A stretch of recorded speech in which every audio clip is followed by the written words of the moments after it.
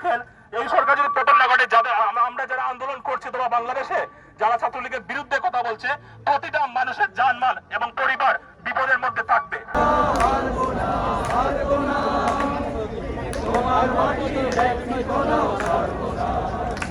আমরা বর্তমানে আমাদের দেশের অবস্থা সম্পর্কে আশা করি এখানে সবাই অবগত আছি।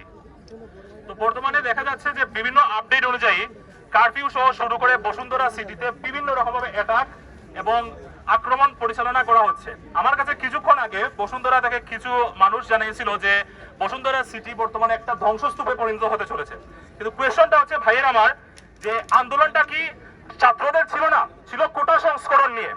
কোটা সংস্করণের সেই আন্দোলনটা ছাত্ররা অহিংসভাবে করতেছিল। সেখানে ছাত্রলীগের অ্যাটাকের পর সেটা সহিংস আন্দোলনে রূপান্তরিত হয়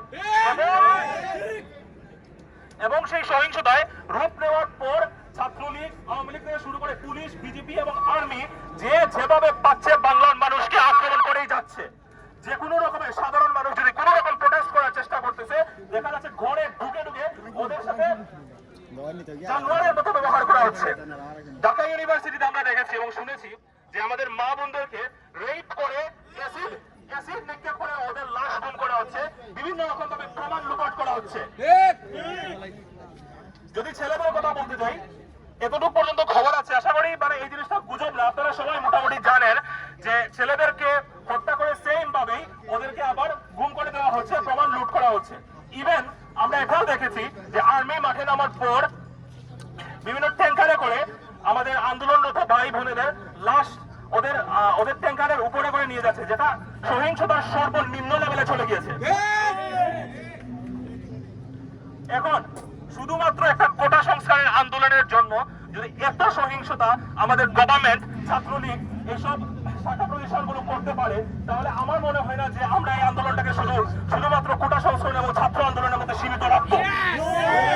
এই সরকারের পতন, ছাত্রলীগ আমাদের বাংলাদেশের চিরতরে নিষিদ্ধ হওয়া এখন সময়ের দাবি। এখন পর্যন্ত যারা বলছেন যে এখানে কোনো রাজনৈতিক ইনভলভমেন্ট হওয়া উচিত না, আমি বলছি ভাই, পরিস্থিতির খাতিরে এই জায়গায় কোনো রাজনৈতিক ইনভলভমেন্ট হচ্ছে না। এটা আমাদের দেশের জন্য, আমার জনতার জন্য অতীব জরুরি হয়ে পড়েছে যে আমরা